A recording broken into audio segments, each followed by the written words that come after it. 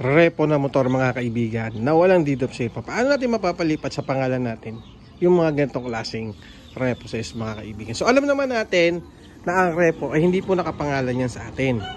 At ito ay kinuha natin sa kasa o sa dealer. At yung iba ay kalimitan, ay installment o sinatawag natin na hulugan.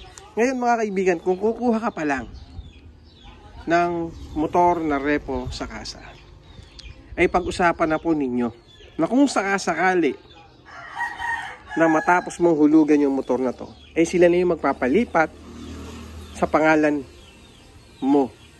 Or sila yung magpapalipat o sila yung mag-aasikaso para pagkuha mo ng motor at nabayaran mo na lahat yan, ipapalipat na po nila yan. Magdadagdag lang po tayo syempre kung magkano yung process na gagawin nila.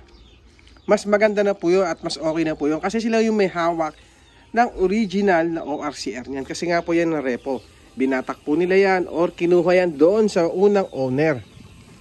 Ang problema naman ngayon mga kaibigan, kung nakabili ka na ng motor sa repo or nabayaran mo na tapos mo ng hulugan at wala kang deed of sale ng first owner.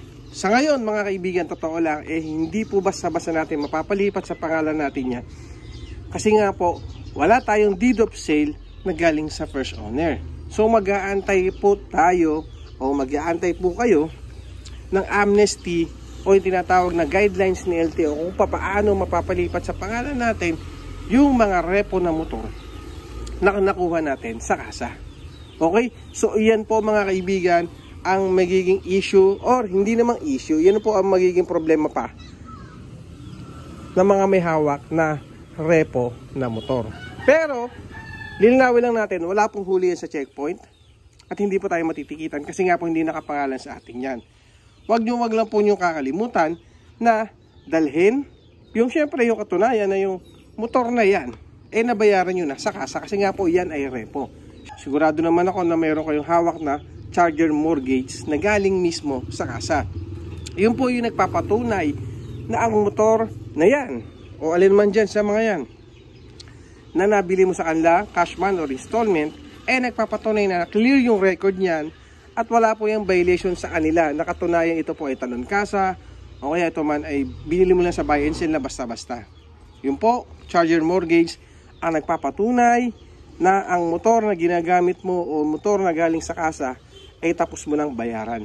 At wala na po yung record sa kanila. Okay? So mga kaibigan, payo ko lang sa inyo, antay lang po natin yung amnesty o yung guidelines ni LTO sa pagpapalipat ng pangalan natin kapag ang motor mo ay repo or galing sa kasa. Kasi nga po, normal, wala po yung deed of sale na galing dun sa first owner.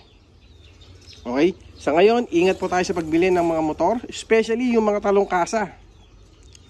Kasi marami sa mga online, real talk lang real talk, ay talon kasa yung iba. Sinasabi lang nila na nawala yung ORCR, nawala yung original, nabasa, nasunog, o kung ano man dahilan po nila. Para lang po mabenta, ay gumagawa po sila ng mga alibay na ganun. Okay? So, ingat po tayo. And then, kung bibili po tayo, mas maganda, original na ORCR. Ngayon, kung pasalo naman ang gusto nyo mangyari, doon mismo kayo sa kasa mag-usap at doon kayo mismo magpirmahan na ipapasalo sa iyo yung motor na yan. Okay? So, yun lang. Ingat po tayo palagi. Bye-bye. Thank you.